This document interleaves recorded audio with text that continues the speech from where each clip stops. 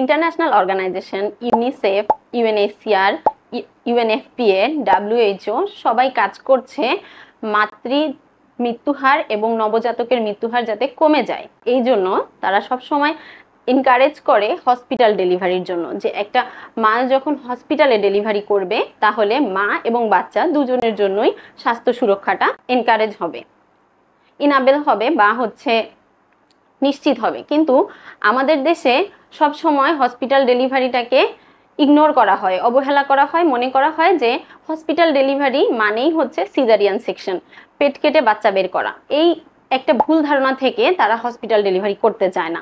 Hospital delivery করলে যে ক্ষেত্রে অনেক ক্ষেত্রে মা বেঁচে যায় এবং বাচ্চাও সুরক্ষিত হয়। কিভাবে?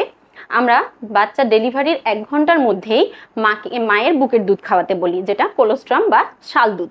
তাহলে যদি আমরা গ্রামের দিকে দেখি যে জন্মের পরেই বাচ্চাকে দেয়া হয় অনেক সময় মধু অথবা সোনা রূপার পানি অথবা জমজম কূপের পানি, মানে অনেক কিছু, অনেক সময় পীরের পানি, পীর দোয়া পড়ে পানি দিয়ে দেয়, সেই পানি খাওয়াই দেয়, এগুলো হয়ে থাকে। কিন্তু হাসপাতালে এটা কখনোই করা হয় না এবং প্রত্যেকটা নিউনাটোলজিস্ট বা পেডিয়াট্রিশিয়ান এনকারেজ করে, এনশিওর করে দাঁড়িয়ে থেকে যে বাচ্চা ডেলিভারির 1 ঘন্টার মধ্যে যেন বাচ্চাকে বুকের দুধ খাওয়ানো হয়। কিন্তু আমাদের মাননীয় কিছু স্যার ম্যাডাম যারা হঠাৎ করে ক্ষমতা পেয়ে গিয়ে এসে বলছেন যে ডাক্তার, নার্স এবং মেডিকেল স্টাফরাই গুঁড়ো দুধকে খাওয়ার জন্য দায়ী থাকে, কিন্তু না, এটা পুরোপুরি মিথ্যে। কারণ ডাক্তাররা কখনোই গুঁড়ো দুধ খাওয়ানোকে এনকারেজ করে না। কিভাবে? যখন আমি রোহিঙ্গা ক্যাম্পে ডাক্তার হিসেবে ছিলাম, আমি কাজ করেছি ম্যাটারনিটি হসপিটালে, ওখানে মা এবং শিশু নিয়েই কাজ। তো আমাদের যে পেডিয়াট্রিশিয়ান ছিল উনি সকালবেলা এসে সব সময় রাউন্ড দিতেন। রাউন্ড দেওয়ার পরে সব বাচ্চা চেক করে সব কিছু ঠিক করে যখন চলে যেত, তখন আমরা মেডিকেল অফিসাররা আবার মাদেরকে দেখতে যেতাম। মাদেরকে দেখতে গিয়ে হঠাৎ একদিন দেখলাম প্রাণ গুঁড়া দুধের প্যাকেট। এক মহিলা কি করছে, সম্পর্কে বাচ্চার নানি হয়, উনি চামচের মধ্যে গুঁড়া দুধ দিয়ে পানি দিয়ে মিক্স করে বাচ্চাকে খাওয়াচ্ছে।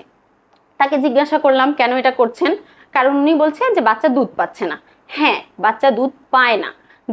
যে মায়ের প্রথম বাচ্চা, তার বুকে দুধ নামতে 2 থেকে 3 দিন সময় লাগে, কিন্তু তার মানে এই না যে এই সময়টাতে বাচ্চাকে কোনো কিছু বাহির থেকে খাওয়াতে হবে।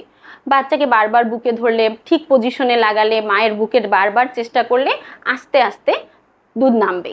কারণ মিল্ক ইজেকশন রিফ্লেক্স নামে একটা কথা আছে, যতবার বুকে নিবে ততবার আস্তে আস্তে চাহিদাটা বাড়বে, যতবার সে বুকের দুধ চুষবে, আস্তে আস্তে চেষ্টা করবে দুধ খাওয়ার, তখন এটা হয়। কিন্তু অনেকেরই 2 থেকে 3 দিন পরেও বুকে দুধ নামে না।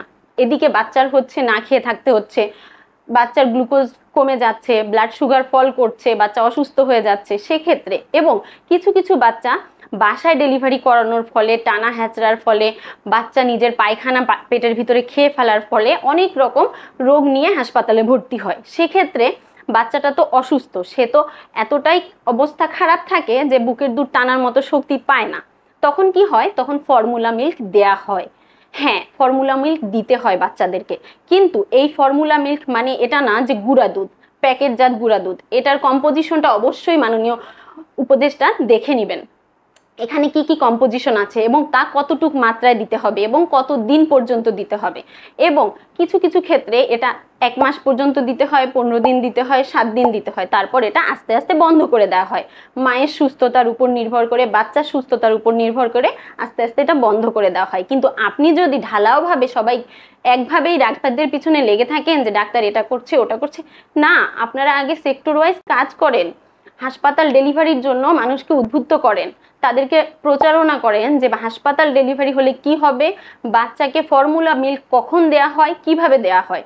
আপনাদের এত এত টিভি চ্যানেল, এগুলোতে প্রচার করেন। সেগুলো না করে এভাবে উল্টাপাল্টা বক্তব্য দিয়ে জনগণকে ডাক্তারদের বিরুদ্ধে লেলিয়ে দিবেন না।